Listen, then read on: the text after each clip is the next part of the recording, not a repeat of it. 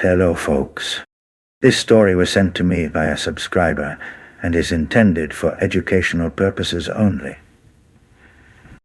I do not glorify substances of any kind. Like, subscribe, and let me know your experiences in the comments. Thank you for watching.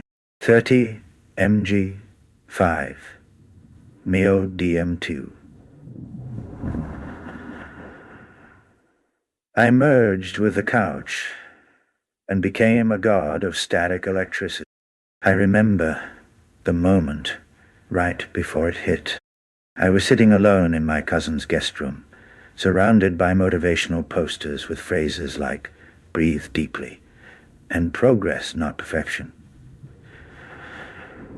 which felt deeply ironic considering I was about to launch my consciousness into something between an astral power outage and divine paper. The pipe was warm in my hand. I took the whole hit in one breath, as instructed by the guy who gave it to me, and smelled faintly of pine needles and unresolved trauma. I exhaled and instantly exploded into non-being. I didn't feel myself fall backward. I didn't feel anything. There was no falling, no forward, no myself. I was gone before I could process the idea of having been. Imagine if someone took the concept of you and ran it through a cosmic paper shredder, then fed the pieces to a tesseract on a sugar high. That's the first second. Then came the return, sort of. I realized I existed, but not in any way I had ever existed before. I was awareness, stretched across an endless roaring field of pink static. I had no body. I had no thoughts, but I was awake. The couch I'd been sitting on was now me, or I was it. We were merged into one entity called the seat. Together, we had wisdom, upholstery, and an ancient humming rage at being sat upon for generations without thanks. Other furniture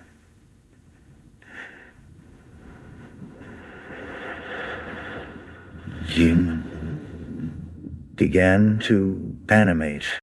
The lamp to my left turned toward me, its bulb flickering with judgment. "You finally joined the field," it said. "You know too much now." The bookshelf quivered, trying to hide its paper memories. A cushion from the couch broke off and floated into the air like a lazy satellite. I was simultaneously proud and horrified. Then, like lightning shot through syrup, I remembered I had once been human. That thought hit me like a joke. I suddenly got 15 years too late. I laughed, not with a mouth, but with my molecules. The room was no longer a room. It was a cathedral of recurring objects, each a symbol in some surreal IKEA religion. The coffee table took the shape of my father's advice. The window was a memory of someone I never met. And the clock was stuck on the concept of almost.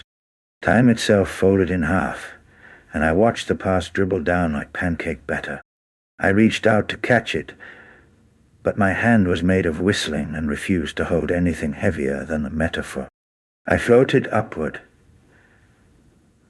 though there was no up, toward a giant, swirling eye made entirely of childhood dreams and parental expectation. The eye blinked and said, "You've always been this weird. You're just now honest about it." I wanted to thank the eye, but instead I became a bolt of pure static. I shot across a field of forgotten phone calls and came to rest inside a cloud shaped like a wombat. The wombat nodded solemnly and played a song on a kazoo made of polished quartz. The tune unlocked something ancient in me, a version of me that had once been a wind chime in a monastery. I wept sideways. Suddenly, I was back in the room, But it was wrong. The dimensions were exaggerated. Corners had multiplied.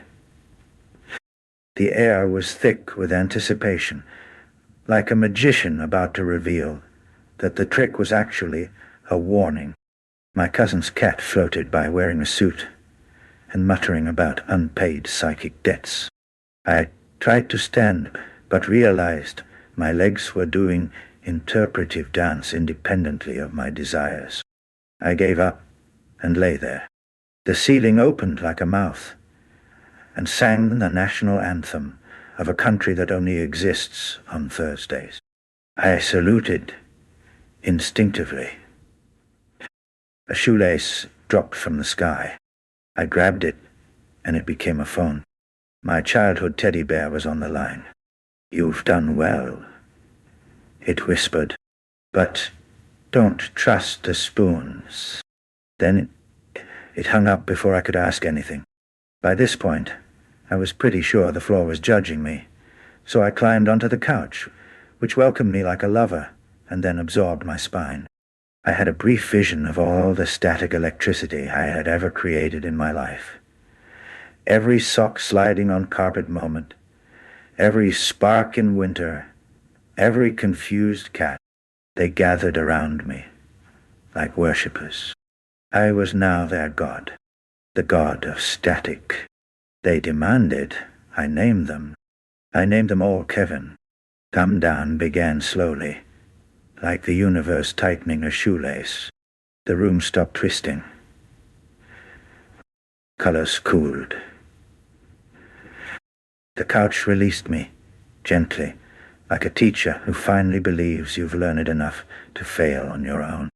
I lay there, blinking, the room slowly returning to its dull, inanimate self.